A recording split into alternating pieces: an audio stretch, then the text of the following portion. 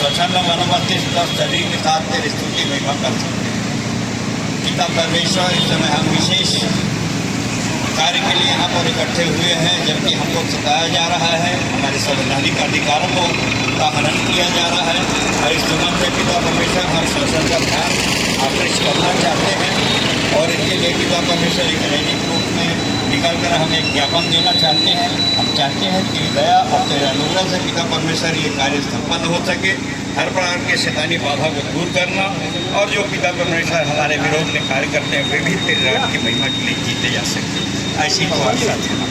छोटी विनती उद्धारकर्ता प्रभु यीशु ख्रीस्त के नाम से मांगते हैं, आमीन। जिसका वादा है, जो लव अजल में लिखा है, जब है शिक्षा के द्वारा, स्वास्थ्य के द्वारा बहुत से कार्य मसीहों ने किया है। आज जितने भी आप हॉस्पिटल देख रहे हैं, जितने भी स्कूलें देख रहे हैं, ये सब क्रिश्चियनों की देन है। प्रधानमंत्री उस शिक्षा को वो अप्लाई कर रहे हैं। ये धर्मांतरण का जो आरोप दुनिया, पूरा संसार जो है, पूरे संसार से प्रेम करने वाले परमेश्वर के बारे में हम बताते हैं। हमको हमारे प्रभु ने सिखाया कि भूखों को खाना खिलाओ, नंगों को कपड़ा पहनाओ। जो लोग गलत रास्ते में हैं उनको सही रास्ता दिखाओ। और जब हम ये करते हैं, जिसको सही रास्ता दिखाते हैं, ये कहीं भी खाना खिलाते हैं तो कहते हैं हम लंगर दे रहे हैं, हम खाना खिलाते हैं तो कहते हैं ये लालच दे। ये सारी बातें उलट पुलट है। हमारा उद्देश्य किसी व्यक्ति के धर्म से खेलने का नहीं है। हमारा उद्देश्य है हम अपने परमेश्वर की आज्ञा का पालन करते हैं, और वो पालन करने के लिए प्रभु यीशु मसीह ने कहा, जाओ सारी जाति के लोगों को चेला बनाओ, और जो बातें मैंने तुमको सिखाई है मानना, उनको मानना सिखाओ। तो प्रभु यीशु मसीह ने हमें गलत रास्ता नहीं दिखाया, मारपीट करने की रास्ता नहीं दिखाया, किसी पर हमला करने का नहीं दिखाया। आज ये हमला करने जाते हैं किसी चर्च में, किसी घर में। कोई भी व्यक्ति इस देश में है, वो स्वतंत्र रूप से कहीं भी आराधना कर सकता है, कहीं भी पूजा कर सकता है, कहीं भी वो संगति में जा सकता है। ये उसकी आज़ादी है, और ये आज़ादी हमें भारत का संविधान देता है।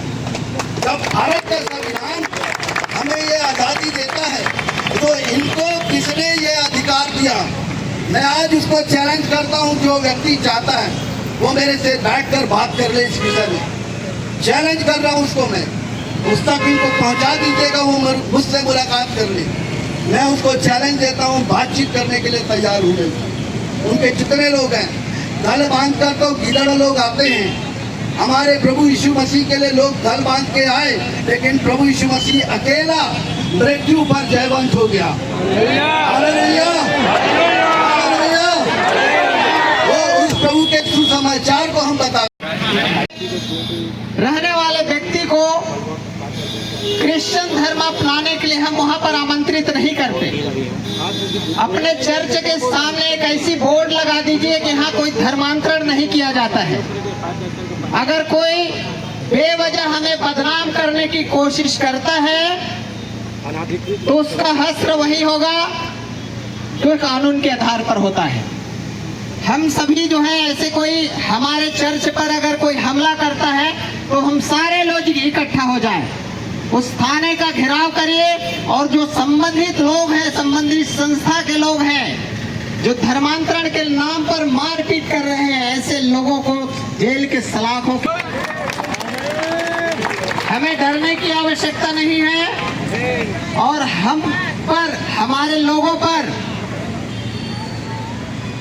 जिस तरह से हमला लगातार हो रही पूरे प्रदेश भर में, इसका कारण आप सबको पता होना चाहिए। इसका कारण एकमात्र है केवल और हम पूजा पाठ में लगे हुए हैं, शांति प्रिय लोग हैं, इसलिए जो है हमारे पर हमला हो रहा है। विखंडित है, हम एकजुट नहीं हो पा रहे हैं। जन्म जयंती की चर्च पर कोई हमला करता है हमारे किसी भाई को, किसी व्यक्ति को, कि आप धर्म परिवर्तन करा रहे हैं, तब हम कोई नहीं आते वहां पर। और यही कारण है हमारे साथ जो है लगातार जो है न्याय, अत्याचार, जुल्म ज्यादती हो रही है। हमारे चर्च पे लोग घुस कर मार करके हमको चले जा रहे हैं। कितनी गलत बात है। जिस तरह आप इकट्ठा हुए हो उसी तरह जब जब भी आपके ऊपर अन्याय अत्याचार होता है आप ऐसे ही इकट्ठा हुए और ऐसे आतताइयों का पुरजोर विरोध करिए, उन्हें जेल के सलाखों के पीछे भेजने का काम करिए। और हम और हमारा महासंघ आप सबके साथ हैं। और मैं आप सबसे निवेदन करूंगा कि ऐसे तत्वों के द्वारा कुछ लोगों को चिन्हित करके सताया जाता है, उन्हें प्रताड़ित किया जाता है, उन्हें बदनाम किया जाता है, तो ये जो महासंघ है उसके लिए, उस महासंघ से आप सब लोग जुड़िए। और जब जब आंदोलन, धरना, प्रदर्शन होता है, चाहे किसी भी विषय पर, जब आप दूसरे लोगों के साथ अन्याय होगा, अत्याचार होगा, तो आप समर्थन अपना देने नहीं आएंगे, आप उनका साथ नहीं देंगे, तो आपका साथ कौन देगा? देगा कोई देने वाला नहीं है। इसलिए SC ST OBC मराठी महासंघ है यहाँ पर, इसीलिए बनाया गया है कि हम हर वो जुल्म हम भारत देश के मूल निवासी हैं।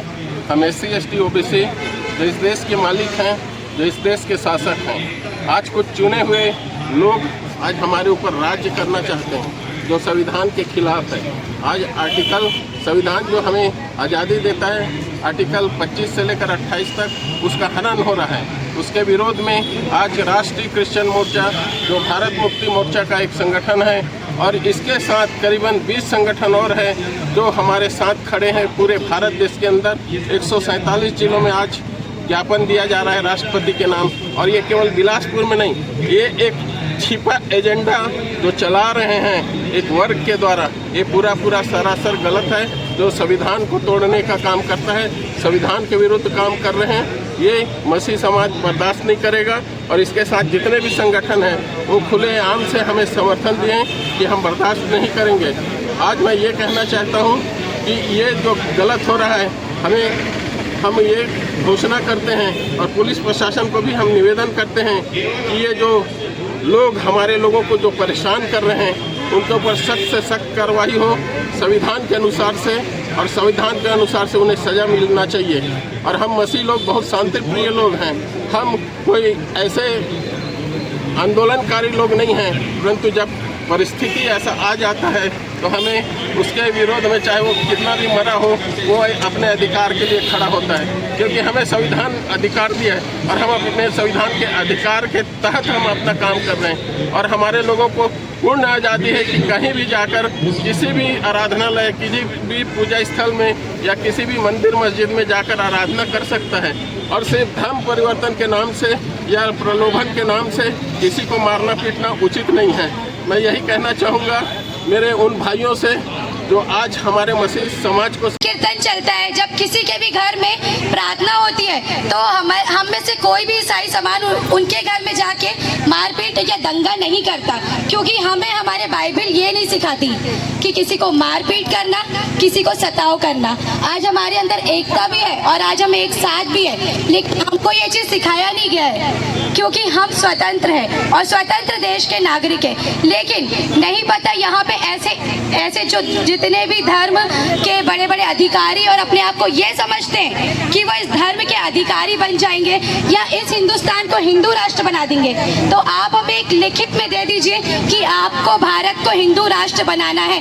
ना यहाँ पे कोई सिख रहेगा, ना यहाँ पे कोई मुस्लिम रहेगा, ना यहाँ पे कोई ईसाई रहेगा, सिर्फ रहेगा तो हिंदू राष्ट्र रहेगा।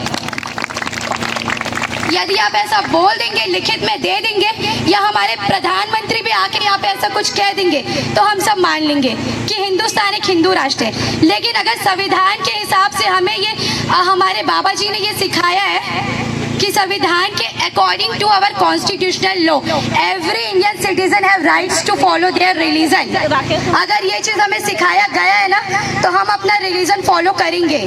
चाहे हम हिंदू हो, चाहे हम मुस्लिम हो, चाहे हम सिख हो, हमें अधिकार है कि हम किसी को भी माने, क्योंकि हमारा हिंदुस्तान हमें ये अधिकार देता है। तो यहाँ पे 2-4 लोग उठ के धर्म के नाम पे हमारे घर में तोड़ फोड़ करेंगे, तो ये बात बिल्कुल सही नहीं है।